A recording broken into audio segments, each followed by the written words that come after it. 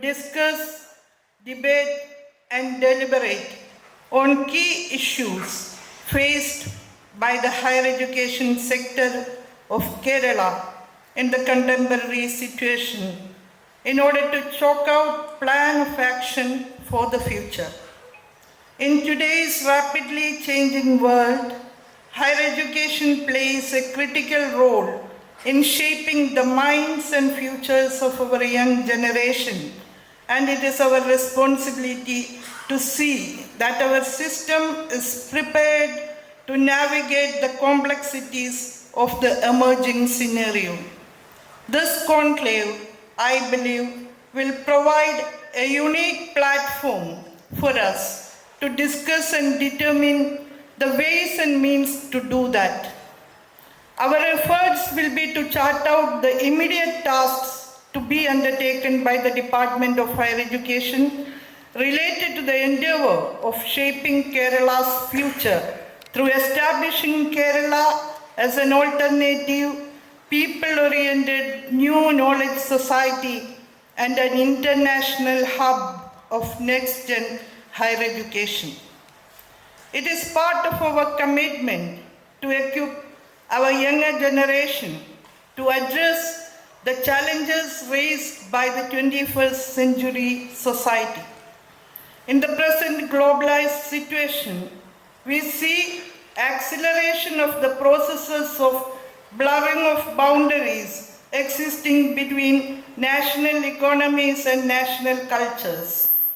Trends of deterritorialization and de-differentiation get momentum, and the erstwhile models of knowledge have lost their validity. Paradigm shifts are necessitated because of the unprecedented advancement of science and technology, and in the age of knowledge explosion, the boundaries of disciplinary categorizations also are being blurred or redrawn. More interdisciplinary and transdisciplinary approaches are inevitable in an age in which artificial intelligence is undertaking creative endeavors in a better manner than human intelligence. As an active society, it is inevitable for us to move with these changes at a very fast pace. Otherwise, we will end up being outdated and will be thrown out. That is why we see it as an important and urgent duty to revamp our educational scenario with structural and pedagogical changes. That is why this government, immediately after its very inception, engaged 3 commissions to suggest changes which are to be brought about in the higher education sector. The suggestions put forward by the commissions are being implemented by the government in an organized manner.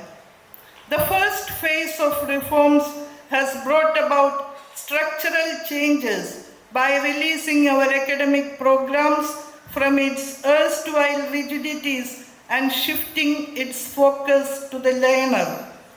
Before the implementation of 4-year UG program, a new comprehensive and holistic curriculum framework was formed by the experts. The new curriculum gives emphasis to experiential learning and self-learning.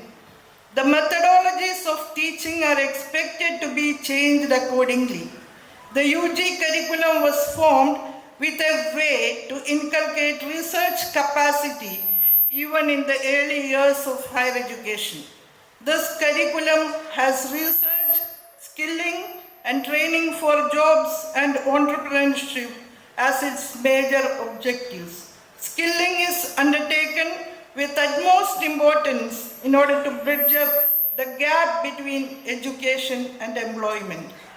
Both employability enhancement and encouragement of research aptitude are ensured by the new curriculum. This two-pronged approach, linking education and employment on the one hand and the production of new knowledges on the other hand, has started to create positive transformation in campus atmosphere which encourage students to do research, translate their knowledge into useful products, handhold the industries through research projects, internships, and meaningful collaborations. The students are to be trained to use their agential capacity to remedy the problems existing in society by assuming the role of producer of knowledge, capable of creating valuable changes in society and social life. At present, we have two major projects called Industry on Campus and Connect Career to Campus, and the higher education institutions are trying their level best to build innovation, incubation, startup ecosystem in their institutions. Freedom, flexibility, and choice have become key words of these transformations, and they are now more real than they have ever been.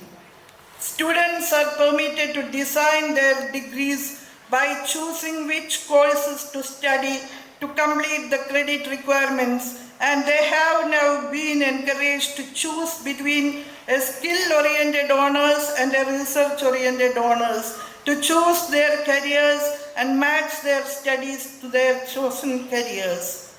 Along with these changes, we have to carry forward the mammoth task of reorienting our faculty to the requirements of mapping the courses to desired outcomes without necessarily compromising on the humanness that we have always valued in education. A revised curriculum is never complete without an equally revamped examination system. We have revised our examinations to escape being the end of the term terror they have sometimes been, but to become a more trustworthy measure of the students' academic attainments.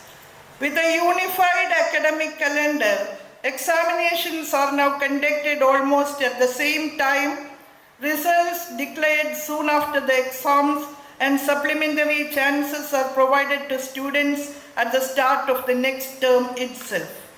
If internship and skill gap reduction are aimed at improving the employability of our graduates, the innovation incubation startup ecosystem is being built up in our institutions to encourage entrepreneurship in our youths, turning them to employers rather than employees.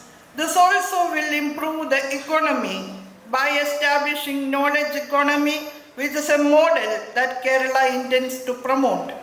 By developing a knowledge economy, we are planning to utilize knowledge, which is our greatest capital, to expand Kerala's economic foundations and to elevate people's standards of living. The establishment of a knowledge economy entails more research, both in quantitative and in qualitative terms. We need more research establishments, more researchers, and greater output.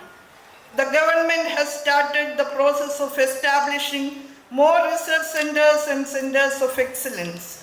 These centers are expected to spearhead research in cutting-edge areas, facilitating the growth of new knowledge in essential areas: genomics, Ayurveda, nanotechnology, One Health, astrophysics, graphene technology, neurosciences, etc. are some areas in which we have already started centers of excellence. The transformations we have aimed at also requires infrastructural investment. Since more research facilities have to be established in our institutions of higher learning, the government has spent 1,844 crores through KIFBI, 2,718 crores through the state plan, and another 212.8 crores a state's share of RUSA fund of 532 crores for infrastructure development in the universities and colleges. More laboratories and instrumentation centers have already been established, and more are in the pipeline. More than 150 crores have already been sanctioned to build international hostels and translational research facilities in various university campuses. We have plans to establish more inter-university centers of excellence also. Through PM Usha project, where the central government and the state government will be sharing project cost in 60:40 ratio, we expect to have projects of 405 crores for various campuses. During the tenure of this government, we have started 78 new colleges and 866 new courses. Most of them are new generation courses. Availability of seats has been dramatically increased in all sectors, including engineering and other professional programs. The quantitative changes pave the way for quality enhancement initiatives, including the induction of AI-assisted teaching and learning, a fully automated enterprising resource planning system, revamping and updating of syllabi on a regular basis, constant and consistent faculty training, and exploration of new research and pedagogic avenues. We see the reflection of these qualitative changes in the grades and rankings achieved by our institutions in NAC accreditation process and NIRF ranking. Kerala University and MG University bagged A++. 3 universities including QUISAT bagged A+. And our universities are neatly placed in international rankings also. Even though we have succeeded in implementing the first stage of reforms suggested by the commissions, we are both saddened and enraged by the attempts of the central government and its organs like the UGC to devalue, undermine and obliterate the state's role by blowing up and placing the chancellor above the state, forgetting that the chancellor is a creation of the state's legislature. Let me take this opportunity to assure you that we shall overcome these hurdles and tirelessly strive to give a qualitatively as well as quantitatively advanced higher education to the next generation.